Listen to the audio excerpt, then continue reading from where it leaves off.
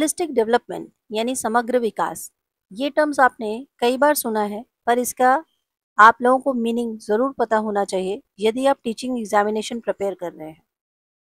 Education किस पर focus करती है?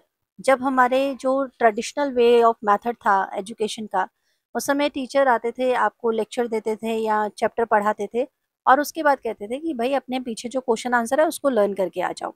ठीक है। और हमेशा ये ध्यान दिया जाता था ज़्यादा से ज़्यादा नंबर लेकर आओ, रट्टे मारो और ये सब करो। लेकिन पढ़ाई का जो पैटर्न था वो चेंज हुआ, क्योंकि समय हमेशा एक जैसा नहीं रहता।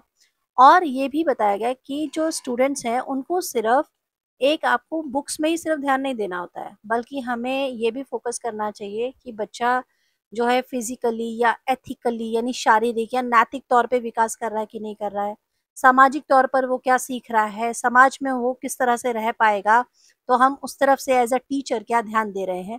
तो पूरे स्कूल में जो करिकुलम स्टार्ट किए गए और जिसका अब मेन थीम दिया गया है वो है होलिस्टिक डेवलपमेंट यानी समग्र विकास। चारों तरफ से विकास करना, बहुमुखी विकास जिसे कहते हैं। ठीक है। वो होता है होलिस्टिक डेवलपमेंट, जहाँ पर बच्चे का बौद्धिक, भावनात्मक, सामाजिक, शारीरिक, नैतिक और सांस्कृतिक विकास सारे इन्वॉल्व होते हैं। ठीक है। इसका फोकस क्या है? इसका फोकस यही दिया गया है कि जो अपकमिंग सेंचुरीज है उसमें स्टूडेंट सिर्फ डिग्रीज की वजह से आगे नहीं बढ़ सकते।